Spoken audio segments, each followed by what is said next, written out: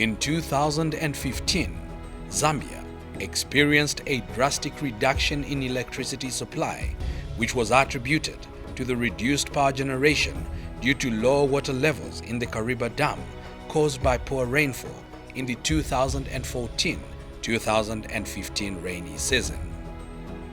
The power deficit in 2015 ranged from 560 to 1,000 megawatts.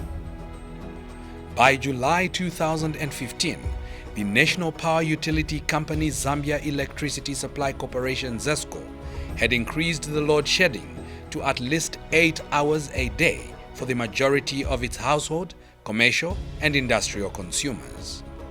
One of the measures of load management undertaken by ZESCO was load shedding.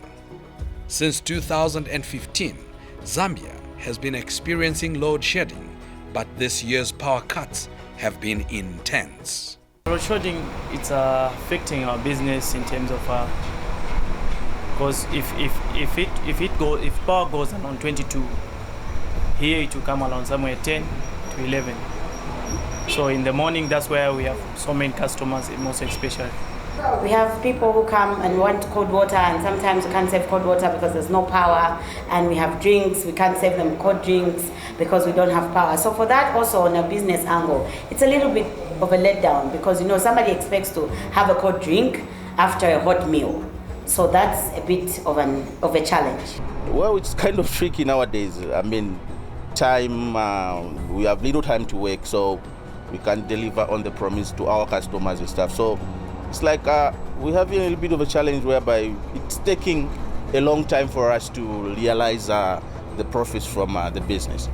To mitigate the power deficit the country was experiencing, in September 2015, a Chinese delegation comprising energy experts visited Zambia to share their expertise in diversifying the energy sector. The governments of China and Zambia resolved to jointly fund the 750 megawatts Kafue Gorge Lower Hydroelectric Power Project, KGL project, at a total cost of $2 billion United States dollars. The People's Republic of China was to contribute 85% of funds towards the project, with Zambia contributing 15%. Hence, in November 2015, the government of the Republic of Zambia initiated the construction of the Kafue Gorge Lower Hydroelectric Power Station on the Kafue River in Zhigankata district, 90 kilometers away from the capital city, Lusaka. Sino Hydro Zambia Limited is the contractor building the Kafue Gorge Lower Hydroelectric Power Station. Concrete works of the hydropower plant only commenced in 2018. The concrete work of the dam started in June 2018, and the dam is 130 meters height with the total volume of concrete of 1,300,000 cubic meters. Now we have finished over 1 million cubic meters of concrete.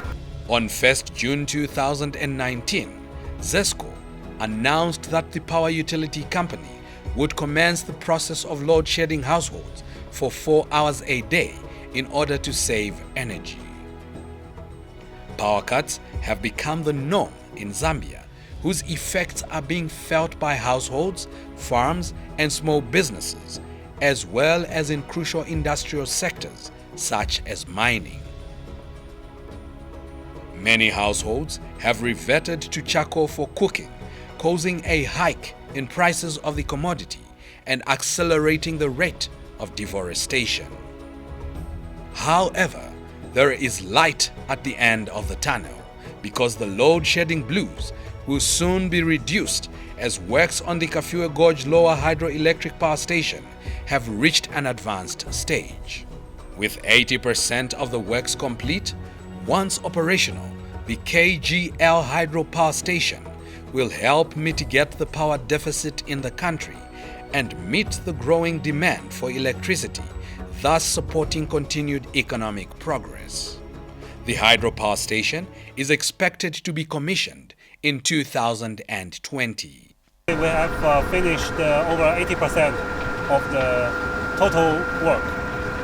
Hopefully we can finish the main body of the dam in January 2019. And then we will start the other works like the mechanical, electrical, and the mini power, the mini hydro. Located over 17 kilometers downstream of the existing Kafue Gorge Upper Hydropower Station, the dam site is almost 6 kilometers away from the Kafue Gorge Upper Water Outlet. Right here you can see is the intake section. So the intake is the part that will carry water from the dam site all the way to the powerhouse. So the intake is also the entrance to the headrest tunnel, what we like to call the HRT. So it has a length of 4.5 kilometers long. So when the water is blocked from the dam site, it's going to flow through the intake. Now what's going to happen is once we create a reservoir here, all the water that flows back from the dam site will flow into the intake and into the HRT, which is the headrest tunnel. And from the headrest tunnel, it will flow all the way to the search shaft and into the powerhouse. The project includes the construction of a concrete dam wall and a surface powerhouse where 5 150 megawatts generator units will be installed. So now we are standing inside of the heart of the hydropower project, which is the powerhouse. In this powerhouse we have 5 turbines, and which turbine can generate 150 megawatts of power. The water comes from the intake. The water goes through the headrest tunnel to the search shaft, to the penstock tunnel, and all the way to the turbine. And the turbine drives the generator to generate electricity. And the electricity goes through the switchyard to the power grid. So that is how the power generates and how it's transmitted to the power grid. The location of generation points takes into account the river gradient or terrain, which provides the head required for the expected power output. The lowest point of the dam is roughly around elevation 450, but based on that as a reference point, the powerhouse is 70 meters below that elevation. So even when the dam can contain even just a minimum amount of water, the water is able to flow from the intake to the dam. Then we separated the intake from the dam with a distance of roughly 4.5 kilometers. This is enough distance to give the water enough speed so that even when it reaches the turbines it can run. Despite it having a minimum amount, even if the volume is minimum, so long as the water gets to the powerhouse, it will be able to generate. Because we have a space of 4,500 meters in between, the powerhouse is 70 meters below the lowest point of the dam. The Kafue Gorge Lower Hydropower Project, implemented by Sino-Hydro Zambia Limited, currently employs over 800 local workers, of which 5% are female. For the dam side, we have employed over 800 local employees. Most of them are general workers, but we also have more than 200 operators, drivers, and the high-class technicians. 5% of the total amount, they are women. Sino-Hydro Zambia Limited built and handed over a training center to government. The Sino-Hydro Training Institute has since trained 6 intakes of metal fabricators, electrical, mechanical, survey courses, and laboratory test courses. Our training school is named Sino-Hydro Training Institute. It was opened in July 2017, and it was officially opened by His Excellency Edgar Chagwa Lungu, the President of the Republic of Zambia. So far, we have enrolled 6 intakes, and more than 289 people have graduated from this training institute. The students have hands-on work experience on the Kafue Gorge Lower Hydropower Project. We started in early July. Yeah. So far we've learned about leveling, how to level the ground, and mapping. Yeah. After we get the skill, at least we'll be able to do something on our own which will contribute to the economy of the country, like bringing up our own things like the holding staffs. Once complete, Kafue Gorge Lower Hydropower Station is poised to become the third biggest in Zambia and the first major investment funded through a public-private partnership model. KGL Power Station is one of the projects proposed by the Zambian government to address the power deficit and ensure reliable and secure power supply in the country.